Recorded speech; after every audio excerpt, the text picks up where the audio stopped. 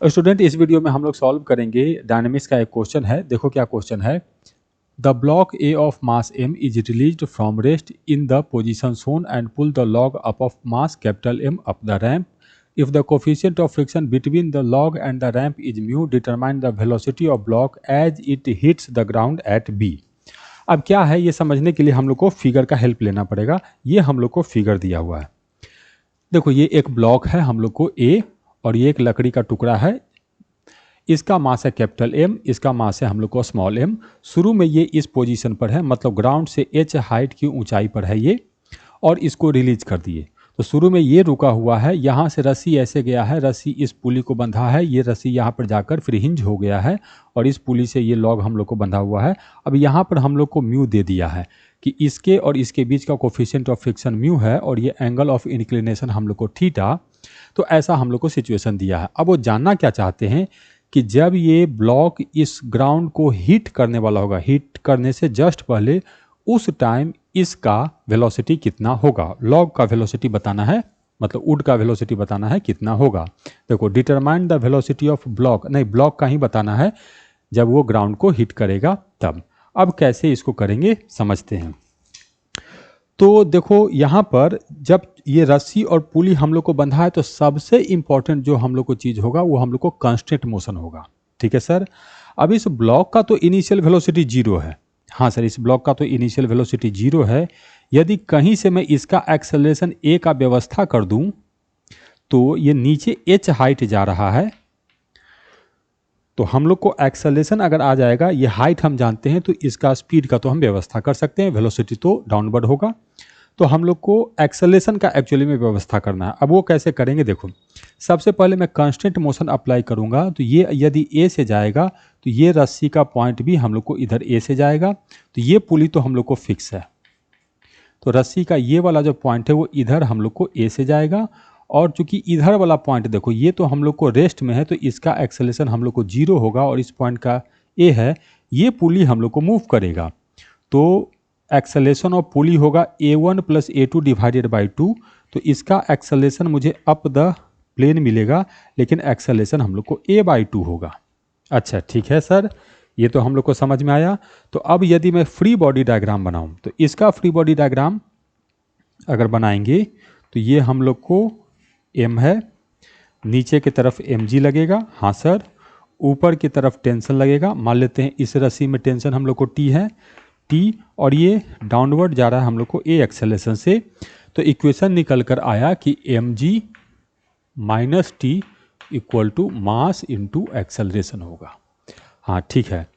अब इसका इक्वेशन लिखेंगे तो देखो यही रस्सी यहाँ पर दो बार आया है, तो इधर जो टेंशन होगा ये हम लोग को 2T होगा। ठीक है सर। तो इसका फ्री बॉडी डायग्राम बनाएंगे तो देखो क्या होगा, इसी में हम लोग ड्रॉ कर देते हैं। अब mg का कंपोनेंट ब्रेक करेंगे तो एक mg का कंपोनेंट इधर आएगा, वो होगा हम लोग को mg साइन थीटा। तो कैपिटल mg साइन थीटा हो गया, और mg का एक कंपोनेंट हम लोग को इधर आएगा। हाँ सर, ये होगा mg कॉस थीटा, बिल्कुल सर। और नॉर्मल हम लोग को इधर लगेगा, तो ये नॉर्मल हो गया हम लोग को n1। और चूंकि ये अप द प्लेन हम लोग को एक्सेलरेट कर रहा है, तो फ्रिक्शन हम लोग को डाउन द प्लेन लगेगा, और ये होगा म्यू इंटू n1। तो n1 तो इतने के बराबर है। ठीक है, तो n1 हम ये बाद में पुट कर देंगे। इधर 2t है और इधर ये दो फोर्स है, तो स्टेट ऑफ इक्वेशन हम लोग को आएगा 2t minus mg sine theta minus mu n1। तो n1 को लिखेंगे तो ये हो जाएगा mg cos थीटा, फोर्स इक्वल टू मास, और एक्सेलरेशन a नहीं लिखना है, इसका एक्सेलरेशन a/2 है, तो ये हम लोग को a/2 हो गया। अब यहाँ से हम लोग को a फाइंड करना है, तो देखो इसको 2 से मल्टीप्लाई करके काम हो जाएगा हम लोग को। तो 2mg minus 2t equal to 2ma। अब दोनों को हम लोग ऐड कर देते हैं, तो दोनों को ऐड किए तो 2t तो चला गया, तो ये हो गया हम लोग को 2mg माइनस कैपिटल mg, हम इसमें कॉमन ले सकते हैं, तो यहाँ से आ गया हम लोग को sine theta plus mu cos theta, और इक्वल टू हो गया हम लोग को 2m plus m/2 into acceleration a। हाँ, ये हम लोग को आंसर आ गया। ठीक है, तो यहाँ से हम लोग को एक्सेलेरेशन का व्यवस्था हो गया कि एक्सेलेरेशन ये जो होगा ये हम लोग को आया 2mg minus mg into sine theta plus mu cos theta divided by 2m plus m/2। ठीक है सर, अब ये एक्सेलरेशन जो है वो हम लोग को कांस्टेंट है, क्योंकि small m capital M theta ये सब हम लोग को कांस्टेंट है। तो कांस्टेंट एक्सेलरेशन में इनिशियल स्पीड 0 है और ये h हाइट अगर नीचे आता है तो स्पीड होता है हम लोग को √2gh। तो g की जगह एक्सेलरेशन a हो जाएगा, तो जो स्पीड होगा वो होगा हम लोग को √2 एक्सेलरेशन a और हाइट हो जाएगा हम लोग को h।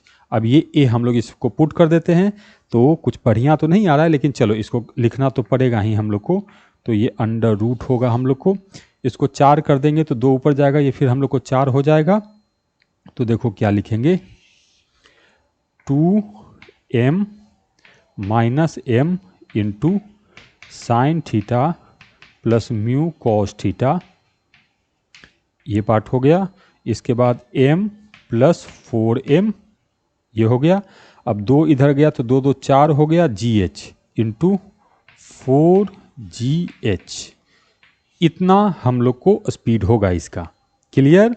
हाँ, अब ये ध्यान देना है, यदि तुमको उस समय इसका स्पीड पूछेगा तो इसका वो स्पीड नहीं होगा। जिस तरह एक्सेलेरेशन हाफ हुआ है उस तरह से स्पीड भी हम लोग को हाफ होगा, तो स्पीड लिखेंगे तो v/2 हम लोग को आंसर होगा।